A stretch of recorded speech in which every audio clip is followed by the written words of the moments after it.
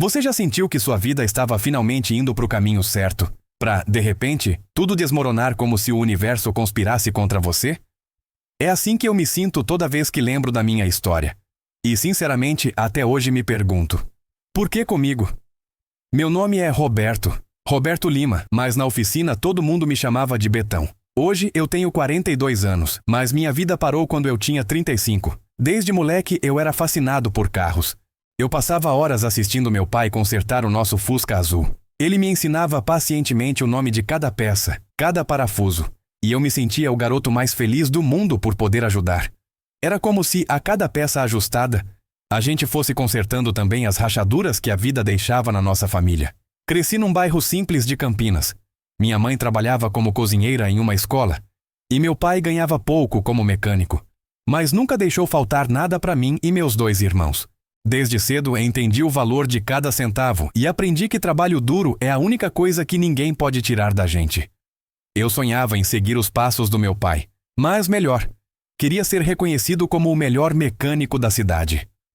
Aos 16 anos, comecei como aprendiz em uma oficina pequena perto de casa. Era o faz-tudo. Limpava o chão, trocava óleo, buscava peça no ferro velho, segurava a lanterna para o chefe. E amava cada segundo disso.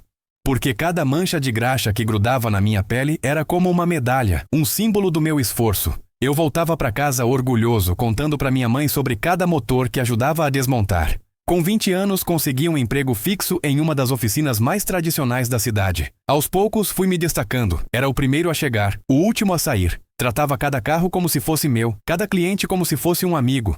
Meu capricho nos consertos logo chamou a atenção do dono da oficina, o seu Mauro, que passou a me confiar serviços mais complexos.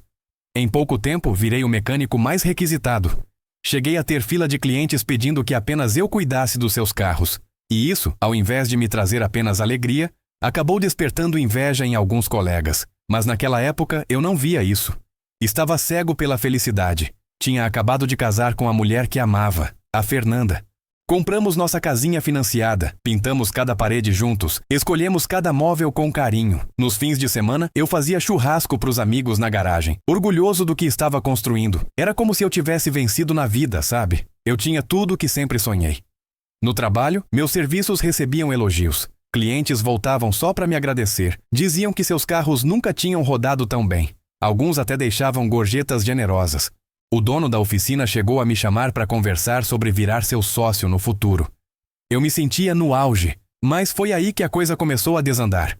Eu percebi que alguns colegas cochichavam quando eu passava. Começaram a assumir ferramentas que eu tinha organizado. E certa vez encontrei meu armário destrancado, mesmo eu tendo certeza que havia trancado antes de ir para casa. Minha esposa dizia para eu ficar atento, que nem todo mundo ficava feliz com o sucesso alheio. Mas eu não queria acreditar. Eu sempre fui ingênuo. Achava que todo mundo tinha o mesmo coração que eu. E então aconteceu o pior. Um cliente muito importante, dono de uma frota de carros de luxo, reclamou que uma peça caríssima do motor de seu carro tinha sumido. Foi um escândalo. O dono da oficina, visivelmente constrangido, me chamou na sala dele. Disse que a única pessoa que teve acesso ao carro fui eu. Eu juro por tudo que mais amei, que não peguei nada. Nunca roubei sequer uma porca em toda a minha vida. Mas não consegui provar minha inocência. Lembro do gosto amargo na boca quando fui obrigado a esvaziar meu armário. Meus colegas me olhavam como se eu fosse um criminoso.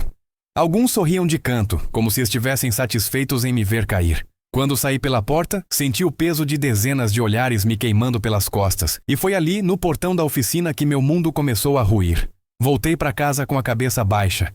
Minha esposa chorava, desesperada com a notícia. Tentou me confortar, mas, nos dias seguintes, o telefone começou a tocar com ligações de pessoas cobrando explicações. Boatos se espalharam pelo bairro. Betão roubou cliente rico. Ele enganou todo mundo. Eu, que sempre andei de cabeça erguida, passei a andar pelas ruas desviando dos olhares. A pressão foi tanta que minha esposa pediu o divórcio. Disse que não conseguia mais viver com a desconfiança das pessoas, que tinha medo de alguém fazer mal a nós ou ao nosso filho. E eu não a culpo. Eu a entendo, mesmo que isso tenha me destruído. Sem emprego, com o nome sujo, as contas se acumularam. Primeiro perdi o carro, depois a casa. Me mudei para casa de favor na garagem de um conhecido, mas logo fui convidado a sair. E então fui parar nas ruas. No começo, ainda tentei arrumar bicos, mas ninguém queria contratar o mecânico ladrão. Desesperado, comecei a beber para esquecer a vergonha, a saudade da minha família, a dor de ter sido traído por quem trabalhou ao meu lado. Você consegue imaginar como é ver sua vida indo pelo ralo, dia após dia, sem conseguir segurar nada? Porque foi exatamente assim que me senti. Falando nisso, de que cidade você está assistindo essa história? Escreve nos comentários. Vai ser bom saber que minha voz ainda chega a lugares que nem meus passos conseguem mais alcançar. E se você acha que já ouviu tudo, saiba que minha verdadeira queda só estava começando. Sabe quando dizem que a gente só percebe o valor das coisas quando as perde? Foi exatamente o que aconteceu comigo. Quando fui parar na rua, descobri o quanto eu tinha sido feliz e não sabia. Na primeira noite dormindo na calçada, senti um medo que nunca tinha sentido antes. O som dos carros passando sem parar. As pessoas desviando de mim como se eu fosse invisível. O vento frio cortando minha pele. Tudo aquilo era tão diferente do aconchego da minha cama, do cheiro do café que minha esposa fazia de manhã, e principalmente da certeza de que eu tinha um lar para voltar. No início, tentei me manter limpo. Ainda buscava pequenos serviços, lavar carros, carregar compras, ajudar vendedores ambulantes. Mas, com a fama de ladrão colada no meu nome, ninguém confiava em mim. Recebia não atrás de não, e cada não doía mais do que o anterior. Para aliviar a dor, comecei a aceitar doses de cachaça que outros moradores de rua me ofereciam. A primeira vez foi para esquentar o corpo numa noite gelada. Depois virou rotina. E em pouco tempo eu já acordava com tremedeiras, precisando beber logo cedo para parar de tremer. Passei a frequentar bares de beira de rua onde vendiam a bebida mais barata que existe, aquela que parece gasolina de tão forte. Lá conheci outras pessoas destruídas como eu. Ex-pedreiros, ex-caminhoneiros, ex-tudo. Homens e mulheres que tinham histórias parecidas. Perderam a família, o emprego, a dignidade. É estranho, mas no fundo isso me fazia sentir menos sozinho. O problema é que quanto mais eu bebia, mais a vergonha crescia. E com mais vergonha, mais eu bebia para esquecer. Foi um ciclo que me consumiu completamente. O pouco que eu conseguia de esmola ia direto para a bebida. Passei a comer restos de comida achados em lixeiras de padarias e supermercados. Quando dava sorte, encontrava pedaços de pão ainda macios. Quando não, mastigava restos duros, amargos, mas que impediam que meu estômago doesse ainda mais. Eu já não me reconhecia. Antes era o Betão, o mecânico de confiança. Agora eu era só mais um bêbado de rua. Meu rosto mudou, minha pele ficou amarelada, cheia de feridas, meus olhos fundos, sempre vermelhos. Minhas mãos, que antes manuseavam peças com precisão cirúrgica, tremiam sem parar. E a cada dia que amanhecia, eu me perguntava se aquele seria o dia em que meu corpo desistiria de vez. Às vezes, eu ainda sonhava. Tinha sonhos tão vívidos que acordava achando que estava de novo na oficina, ouvindo o som dos motores, sentindo o cheiro de óleo queimado, rindo com meus colegas, mesmo aqueles que depois me apunhalaram.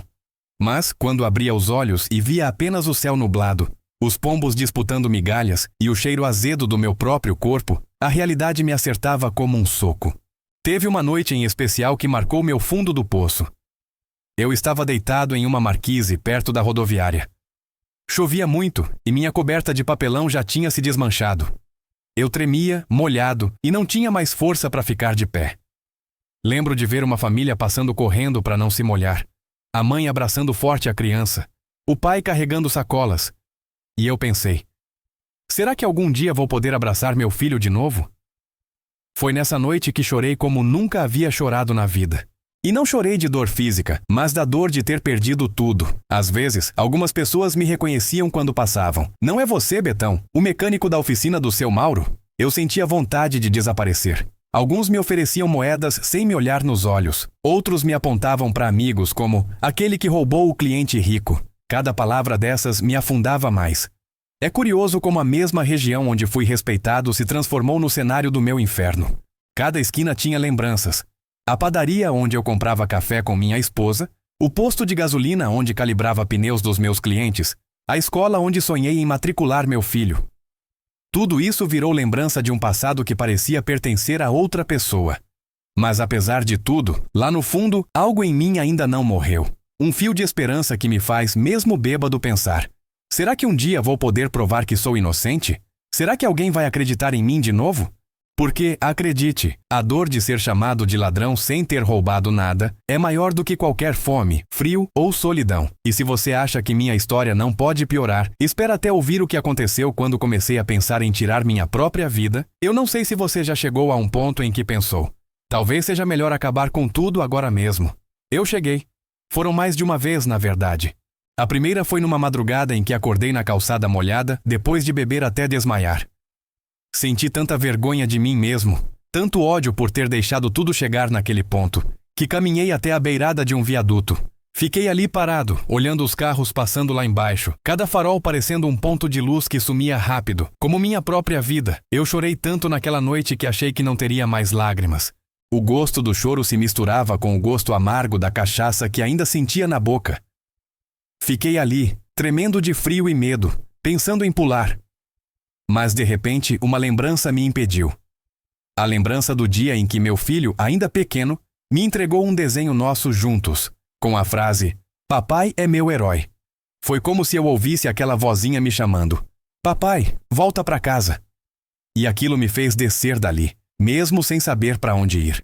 Depois daquela noite comecei a evitar os pontos mais altos da cidade, mas a vontade de desistir voltava toda vez que a dor apertava, quando a bebida acabava, quando o frio me impedia de dormir, quando a fome me fazia delirar. Às vezes passava dias sem trocar uma palavra com ninguém, sentindo como se eu já estivesse morto por dentro. Mas a vida é cheia de reviravoltas, e em meio à escuridão, algumas pessoas cruzaram meu caminho como pequenas luzes.